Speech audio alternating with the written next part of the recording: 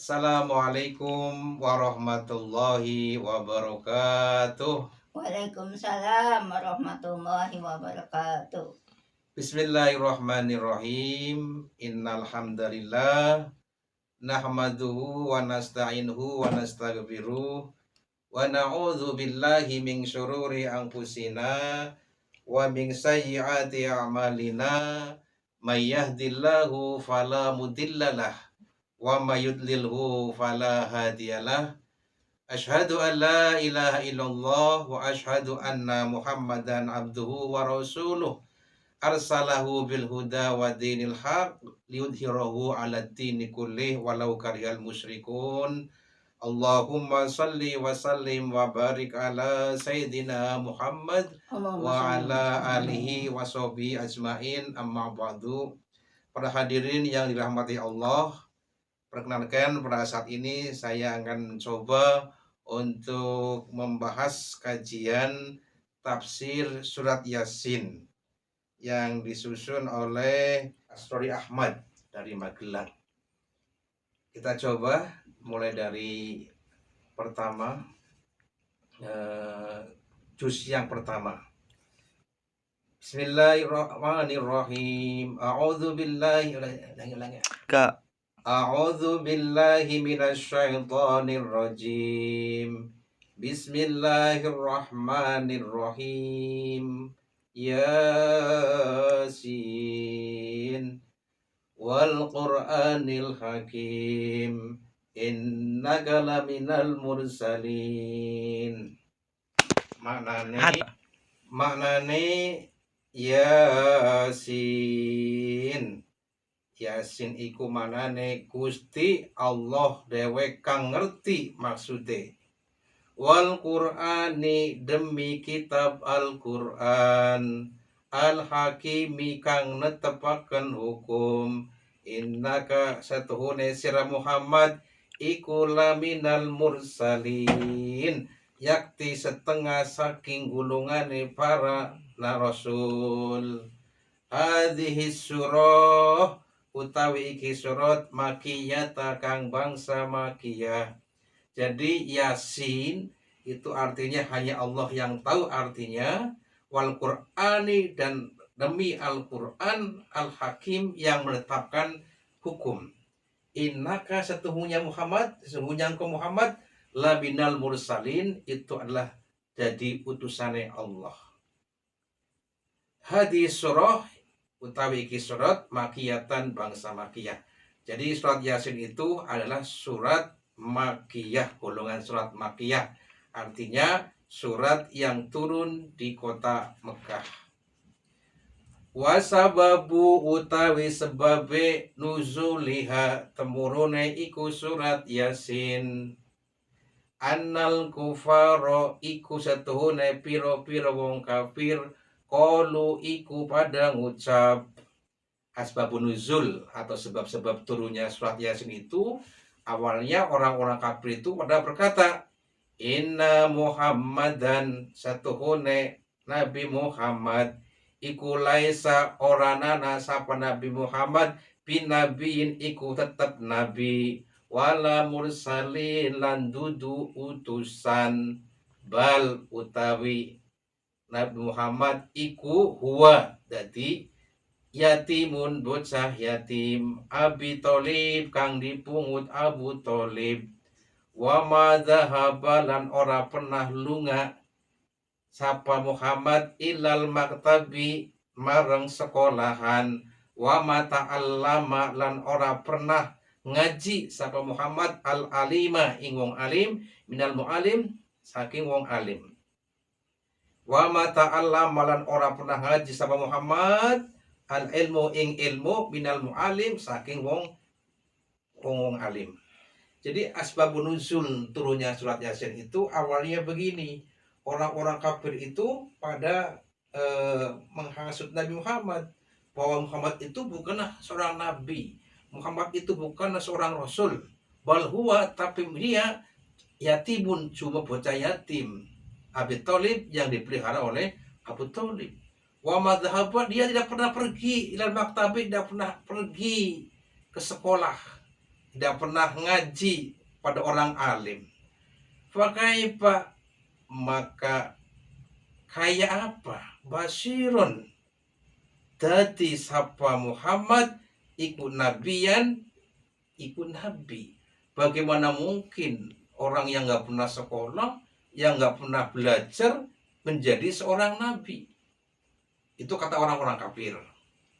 Fakana, maka ana al kufaro sapa para wong kafir musirina ing wong kang kang pada netepi fi ingkarihim ing dalam keingkarane.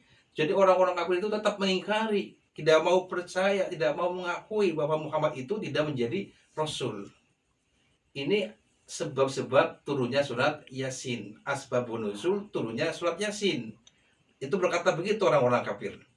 Faradallahu ta'ala, maka nolak sapa Gusti Allah ta'ala qaula ing pengucapane al kufar para wong kafir.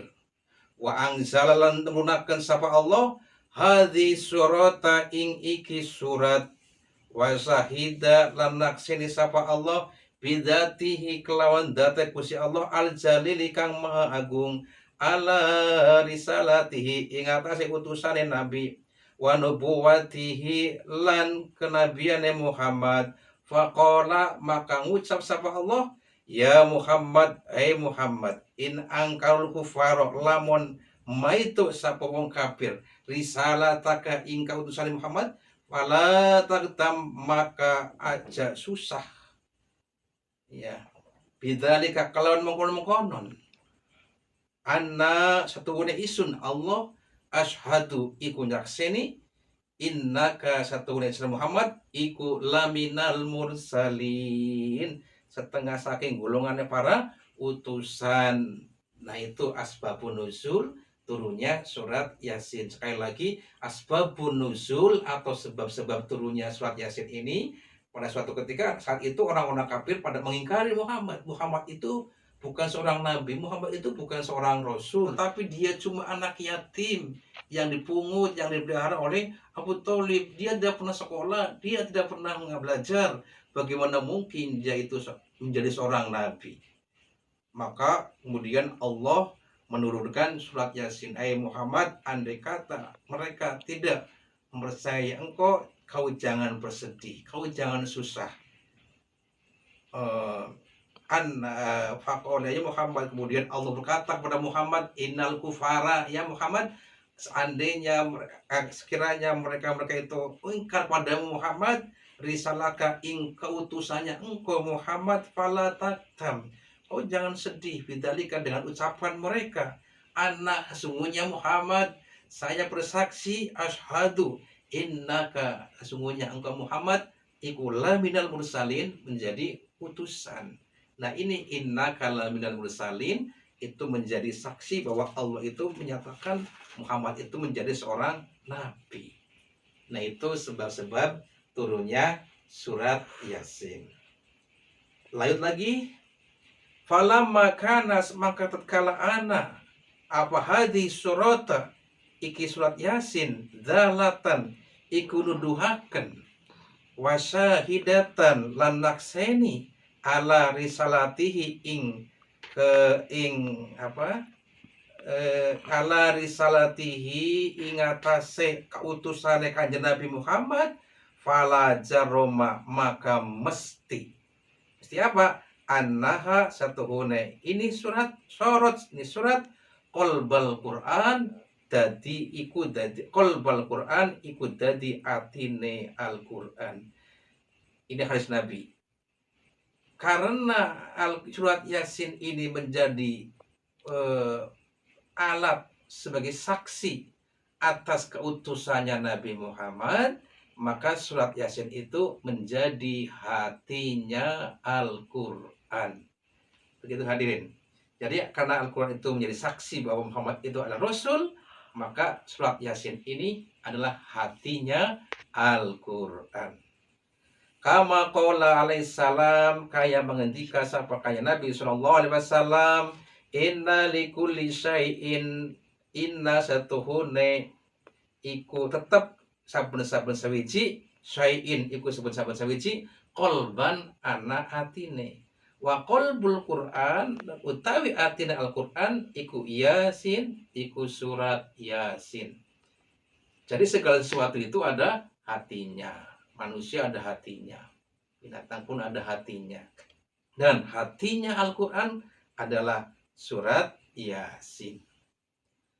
Waman qara'aha lan sapa wong qara'aha kang maca surat Yasin kataballahu maka Allah bakal nyatet lahu maring wong kang qiraatul Quran, orang yang membaca Al-Quran, kataballahu lahu maka Allah bakal nyatet ing wong kang maca surat Yasin nau qiraatul Quran wong maca Al-Quran asyara marotin. Asyara marotin ing 10 ambalan. Jadi barang siapa yang membaca surat Yasin, maka Allah akan mencatat baginya seperti orang yang membaca Al-Quran 10 kali. Nah, ini hadis Nabi. Lanjut lagi hadis Nabi, wa kama qala alaihissalam lan kaya oleh ngendika sapa Kanjeng Nabi sallallahu alaihi wasallam. Innallaha ta'ala satuhune Gusti Allah taala qara'a iku maca sapa Allah suratu Yasin ing iki surat Yasin wa Toha lan surat Toha qabla ing sadurunge ayyakhluqa ing sadurunge dadekaken sapa Allah as-samawati wal ar ing langit wal alan bumi bi alpi amin kelawan katsek bi alpi 2000 tahun bi alpi amin ya kelawan katsek 2000 tahun. Jadi sebelum Allah menciptakan langit dan bumi, itu Allah Ta'ala membaca surat Yasin dan surat Toha. Jadi sebelum hakikatnya surat Yasin itu sudah ada dari dulu. Ya, sebelum Allah menciptakan langit dan bumi, Allah sudah menciptakan sudah Allah membaca surat Yasin dan surat Toha. Dengan selisih 2000 tahun. Falamma maka tatkala krungu, falamma sami'at maka tatkala krungu al malaikatu sapa para malaikat qalu. Ketika malaikat itu mendengar bahwa Allah itu telah menciptakan telah membaca surat Yasin dan surat Toha 2000 tahun sebelum Allah menciptakan langit dan bumi, maka apa? Qalu malaikat pada berkata, malaikat menyatakan tubali ummati Muhammad, beja banget di ummati Muhammad, bagi umat Nabi Muhammad. Kenapa beja? Nazala alaihim kang temurunakan ingatasi umat Muhammad hatani apa iki surat, hatani iki loro as-suratani surat. Jadi kata malaikat ketika mendengar bahwa Allah telah membaca surat Yasin dan surat Toha sebelum 2000 tahun Allah menciptakan langit dan bumi ini, malaikat itu berkata, tuh balik umati Muhammad, beruntung banget umat Nabi Muhammad. Kenapa? Karena di situ diturunkan 2 surat itu, surat Toha dan surat Yasin. Watu balan begja banget, seneng banget, beruntung banget, liman tahamala kadue wong kang apal sapa bihima ing surat loro, beruntung banget orang yang hafal 2 surat itu, kata malaikat.